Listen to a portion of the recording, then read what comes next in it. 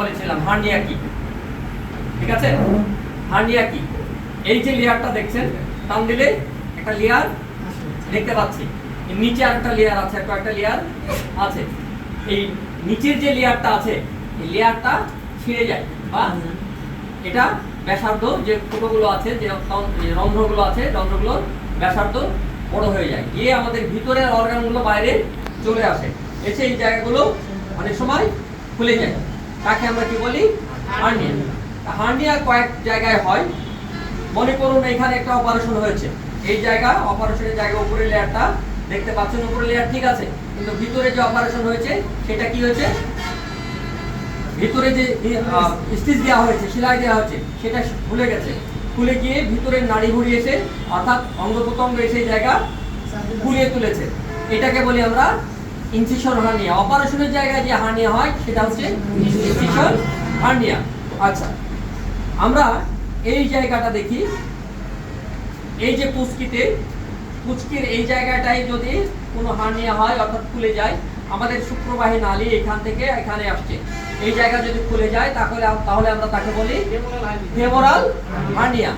এটা femoral point, এখান থেকে এসে আমাদের পুরুষঙ্গের উপরে রুটে গিয়ে এই শুক্রবাহী নালী মিলিত হয়েছে। যে শুক্রবাহী নালী যদি এখানে যাওয়ার পথে যে রন্ধ্র দিয়ে প্রবেশ করেছে, এখানে বাধার সৃষ্টি হয় এবং ওই ছিদ্র যদি রন্ধ্রটা যদি বড় হয়ে যায় তখনই খুলে যায়, তাকে বলি আমরা ফেমোরাল হার্নিয়া। এই ফেমোরাল হার্নিয়ায় যদি শুক্রবাহী নালী যে পথ দিয়ে আসছে, যাওয়া আসার পথে যদি ইজি হয়ে যায় তাহলে কোনো সমস্যা নাই, দুদিন পরে অপারেশনগুলো চলবে। কিন্তু এসে যদি আটকিয়ে যায় তখন তাকে বলি অবস্ট্রাকটিভ হার্নিয়া, অর্থাৎ নাড়িভুঁড়িটা বাইরে আসছে, আসার পরে আর ভিতরে যেতে পারে না, তখনই দেখা দেয় প্যাচ লেগে গেছে এবং বিপদ হয়ে যায়। তখন প্রচণ্ড যন্ত্রণা, রোগী একেবারেই নার্ভাস হয়ে পড়ে এবং বিপদে চলে আসে। তখনই আমরা যে হার্নিয়াটা বলি সেটা হচ্ছে অবস্ট্রাকটিভ হার্নিয়া। এখন এখানে আসি, অন্ডকোষের ভিতরে যে থলিটা আছে, যে স্ক্রোটাম, এর ভিতর থেকে শুক্রবাহী নালী অন্ডকোষ থেকে এসে আমাদের এখানে অ্যাটাচড হয়েছে। এই আসার পথে যদি কোনো বাধার সৃষ্টি হয় তখন এই শুক্রবাহী নালী এখানে গচ্ছিভূত হয়ে থেকে যায়, তাকে বলি আমরা ইনগুইনাল হার্নিয়া।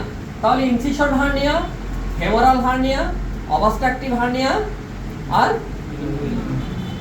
Inguinal hernia. আর এই যে নাভিটা অনেক সময় আমরা যে পুতা বলি, নুরার মতো হয়ে ফুলে, এরকম বড় হয়ে ফুলে যায়, ওই গম্বুজের মতো ফুলে ওঠে বা ছোট্ট মার্বেলের মতো দেখেছেন, এটা কি বলে আমরা আম্বলিকাল পয়েন্ট। এটা যখন ফুলে যায় তখন আমরা তাকে আম্বলিকাল হার্নিয়া বলে থাকি। তাহলে হার্নিয়ার ধরন বুঝলাম। এখন হার্নিয়ার এক্সামিনেশন দেখব। দাঁড়া,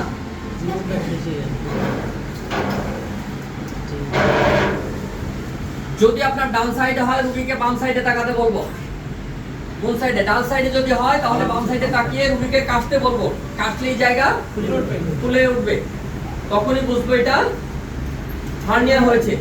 আবার হাঁটাচলা করলেও ফুলে উঠবে, কন্দন করলেও ফুলে উঠবে, হাসি দিলেও ফুলে উঠবে, জোরে চিৎকার দিলেও ফুলে উঠবে।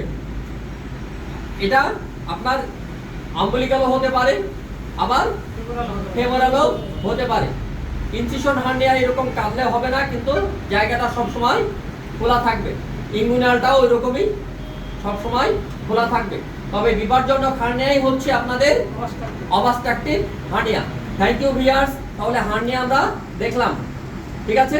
তাহলে আমি আপনাদেরকে প্রশ্ন করি, আবার দেখিয়ে দেন। অপারেশন জায়গায় যে হার্নিয়া হয় তাকে কি বলি?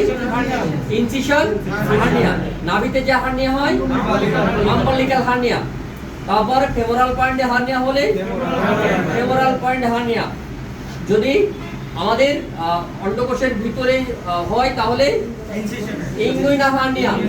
ইনগুইনাল হার্নিয়া যদি নাড়িভুঁড়ি এসে আটকে যায়, গচ্ছিভূত হয়, তখন তাকে আমরা কি বলি? Obstructive hernia. সুন্দর হয়েছে, থ্যাংক ইউ।